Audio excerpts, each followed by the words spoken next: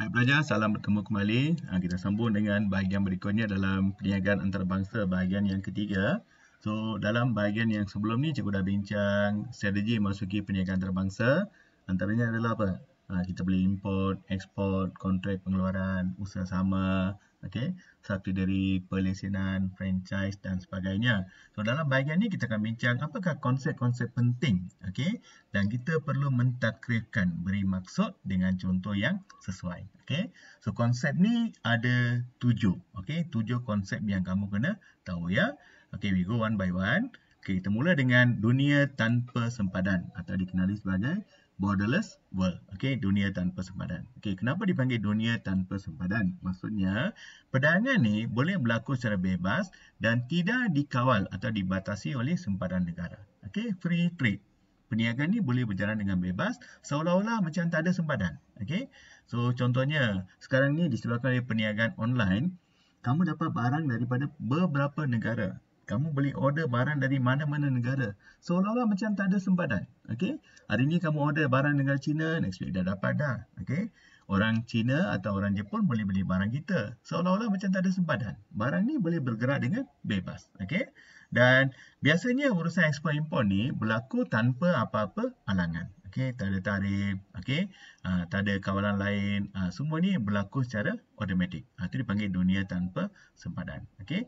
Contohnya, katakan kamu mengimport kamu order barang. Okey, kamu order satu alat mainan daripada negara Jepun. Okey, so alat mainan ni masuk ke negara kita tanpa apa-apa halangan. You hanya bayar secara online, kamu akan dapat barang ni. Itu dipanggil dunia tanpa sempadan. Okay?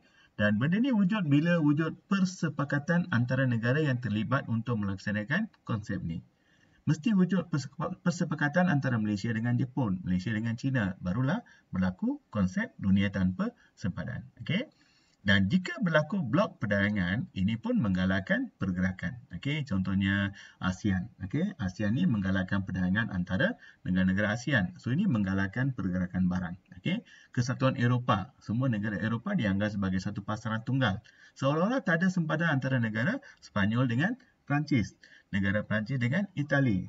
Tak ada apa-apa sempadan. So pergerakan ni secara bebas. Okey, contohnya Syarikat Pelabuhan Malaysia boleh mengekspor produk ke Amerika Syarikat tanpa sebarang sekatan. Itu dipanggil dunia tanpa sempadan. Okey. Pasaran menimbul, emerging market. Okey, so pasaran menimbul ni maksudnya kawasan atau negara baru. Remember, kawasan atau negara baru yang dikenali sebagai kawasan yang berpotensi. Ada potensi untuk menyediakan pasaran bagi keluaran dunia dan perniagaan antarabangsa. Jadi, bila wujud pasaran menimbul ni adalah peluang untuk memasarkan barang kita di negara berkenaan. Okey. Kenapa wujud pasaran menimbul ni? Mungkin kerana penduduk sana ada kuasa beli yang tinggi. Negara sana berusaha untuk meningkatkan taraf ekonomi penduduk. Bila berlaku keadaan ni, maka wujudlah pasaran untuk barang kita. Itu dipanggil emerging market. Okey. Contohnya, negara berkenaan meningkatkan penglibatan dalam perniagaan antarabangsa. Okay. So, negara-negara pasaran menimbul ni biasanya kita sebut China, India, Indonesia, Vietnam. Okay. Dipanggil pasaran menimbul. Okay. Tengok gambar ni.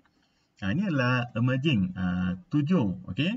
Top emerging market di dunia. Antaranya China, India, Brazil. Okay. Negara Asia, Mexico, Indonesia, Turkey. Dipanggil emerging market. Okay. Sebab negara ni ekonomi dia semakin berkembang, memberi peluang kepada kita untuk memasarkan barangan di negara berkenaan. Itu dipanggil pasaran menimbul. Okey. Selatan-selatan atau dikenali sebagai South-South. Okey. Selatan-selatan ni merupakan pembentukan kumpulan negara-negara selatan di hemisfera selatan. Okey, kalau kamu tengok gambar tu, yang kawasan kuning tu dipanggil Southern Hemisphere. Okey, hemisfera selatan. Tujuannya adalah untuk kerjasama teknikal. Okey, contohnya negara-negara benua Afrika boleh kerjasama dengan negara India, Malaysia dan sebagainya. Okey, untuk menjaga kepentingan sosial. Okey, dan negara-negara yang terletak di hemisfera selatan ni biasanya dianggap sebagai negara-negara yang kurang membangun. Developing countries. Jadi mereka bolehlah bekerjasama antara satu sama lain untuk menjaga kepentingan sosial. Okey, contohnya kerjasama antara negara ASEAN dengan Amerika Selatan atau negara-negara Afrika. So we call that Selatan-Selatan. Okay. Globalisasi. Okey, globalisasi atau globalization maksudnya satu proses di mana ekonomi dunia menjadi ekonomi yang saling bergantung dan tidak terasing lagi. Tak ada lagi ekonomi Jepun, ekonomi Amerika Syarikat dianggap sebagai satu ekonomi yang saling bergantung, interdependence. Okey. Dan globalisasi ini merupakan satu usaha untuk meluaskan penglibatan perniagaan ke pasaran dunia, world market, okey, mempiawai operasi secara meluas. Maksudnya satu standard untuk pengeluaran secara meluas, okey, operasi perniagaan yang seragam. Integrasikan pengeluaran firma. Maksudnya mereka saling bergantung antara satu sama lain. Integrate, okey, gabungan. Cuba bagi contoh. Mungkin komponen sebuah kereta dibuat di Mexico dan Afrika Selatan, pasang di negara China dan Malaysia. Okay. So, kereta ni dipasang di Malaysia, tapi komponen dibuat di Mexico. Mungkin dibuat di Afrika Selatan. Itu dipanggil mengintegrasikan pengeluaran firma. Okay. So, firma ni boleh keluarkan produk di beberapa negara, lepas tu dia pasang dan pasarkan di negara lain. Itu dipanggil globalisasi. Okay. Contohnya, operasi perniagaan syarikat Nike di seluruh dunia. Dia buka cawangan di seluruh dunia. Okay. Apa kebaikan kalau kita gunakan globalisasi, iaitu meningkatkan pertukaran asing, meluaskan pasaran, meningkatkan guna tenaga serta pemindahan teknologi. Nampak tak? 4 kebaikan ni sama dengan kebaikan perniagaan antara bangsa. Jadi boleh guna 2 kali lah. Okay. Okey, konsep yang kelima, lokalisasi atau dipanggil localization. Kenapa dipanggil lokalisasi? Itu kita mengubah ciri-ciri produk mengikut citarasa penduduk tempatan. Kita modify produk mengikut citarasa penduduk tempatan. Kita juga boleh mengubah pengurusan syarikat kepada organisasi tempatan. Okey. Contohnya, kita ubah mengikut ciri-ciri negara di mana syarikat itu beroperasi. Okay. Contohnya, kalau Nestle buka cawangan di Malaysia, dia gunakan pekerja tempatan. Dia gunakan waktu bekerja seperti di Malaysia. So, kita ubah sesuai mengikut negara di mana syarikat itu beroperasi. So, lokalisasi ni mungkin lokalisasi produk. Kita ubah sesuai produk mengikut keperluan pasaran tempatan. Lokalisasi laba maksudnya untung yang diperoleh oleh cawangan syarikat ni diguna semula dalam cawangan berkenaan. Dia tak bawa balik. Okay? Dilabur semula dalam cawangan berkenaan. Lokalisasi pengurusan maksudnya dia menggunakan pengurus tempatan. Menggunakan warga tempatan untuk menguruskan perniagaan. Lokalisasi pengeluaran maksudnya dia menggunakan bahan mentah tempatan. Contohnya produk Nestle. Contohnya sos cili, sos tomato. Mereka menggunakan cili daripada Malaysia. Gunakan tomato keluaran negara kita. Itu dipanggil lokalisasi pengeluaran. Okay, contohnya McD Malaysia perkenalkan nasi McD dan nasi lemak burger sebab disesuaikan mengikut keperluan penduduk tempatan. Okay. Nasionalisasi. Okay. Nasionalisasi maksudnya, okay, pastikan eja betul lah, cikgu salah eja ni. Nasionalisasi. N-A-S-I-O-N-A-L-I-S-A-S-I. Okay, nasionalisasi. Ini rujuk kepada tindakan kerajaan memindahkan pemilikan perniagaan asing dalam sebuah negara sebagai milik negara. Maksudnya, syarikat tu syarikat negara lain. Kita paksa, secara paksaan kita ambil alih syarikat tersebut. Okay, so bila dia ambil alih perniagaan asing ni, mungkin dia bayar pambasan atau dia tak bayar pambasan. Itu dipanggil konsep nasionalisasi ya. Apa maksud expropriation dengan confiscation? Expropriation maksudnya ada membayar ganti rugi. Confiscation maksudnya tidak membayar apa-apa ganti rugi.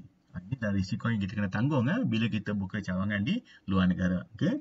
Biasanya konsep nasionalisasi ini melibatkan perniagaan penting, okay? Menghasilkan keluaran yang penting atau menjadi kebanggaan negara. Okay? Contohnya, sebuah syarikat memilih negarakan kilang memproses tenaga nuklear. Itu dipanggil nasionalisasi.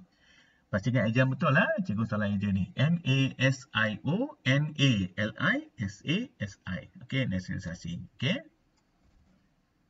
Okey, konsep yang berikutnya penswastaan, privatization. Okey, penswastaan maksudnya proses pemindahan pemilikan daripada sektor kerajaan pada sektor swasta. Transfer of ownership, kita pindahkan ownership ni, pemilikan ni, sektor kerajaan pada sektor swasta. Okey, so dengan ni kerajaan boleh menarik diri secara keseluruhan. Maksudnya serahkan sepenuhnya atau kerajaan tarik diri sebahagian. Okey, mungkin pengurusan masih dikawal oleh kerajaan, tapi pengeluaran diserahkan pada swasta. Itu dipanggil penswastaan. Okey. Kenapa kerajaan guna konsep ni atau penswastaan ni untuk meningkatkan kecekapan? Of course, kalau kita bandingkan swasta dengan kerajaan ni, pengurusan swasta lebih baik. Okey. Boleh mengurangkan kos, okey, sebab sekarang ni gaji dibayar oleh swasta. Jadi kerajaan boleh kurangkan kos pengeluaran, okey. Kualiti semakin baik dan boleh mengurangkan beban kewangan kerajaan. Okey, contohnya banyak agensi yang diswastakan di Malaysia. Contohnya Jabatan Telekom ditukar kepada Swasta Telekom Malaysia. Okey. Tenaga Nasional dulu dipanggil Lembaga Elektrik Negara, sekarang diswastakan pada Tenaga Nasional. Okey. Pos Malaysia dulu dipanggil Jabatan Perkhidmatan Pos, sekarang dikenali sebagai Pos Malaysia. Okey, so syarikat kerajaan ni ditukar milik pada syarikat swasta. Okey. Okey, contoh soalan, nyatakan 5 konsep perniagaan antarabangsa. Ini tak perlu uraian, just sebut saja. Okey, antaranya apa? Dunia tanpa sempadan, globalisasi, okey, nasionalisasi, penswastaan, okey, lokalisasi. Sebut saja kamu dapat 5 markah. Okey. Uraikan konsep globalisasi dan lokalisasi dalam perniagaan antarabangsa. Setiap satu bagi 2 uraian, kamu dapat 2 markah. Okey. So untuk 3 dengan 3 ni kamu kena bagi contoh ya. Okey, sebab soalan kata terangkan bagi 2 uraian dan 1 contoh. Okey, nombor 4 bagi 2 uraian. Okey. Okey, itu saja untuk bahagian ni. Harap apa yang cikgu sampaikan ni bantu kamu, dan jika ada sebarang kemuskilan, bolehlah kamu komen ya. So cikgu sedia bantu kamu. Jangan lupa subscribe, okey, share dengan kawan ya. Alright. Good luck belajar.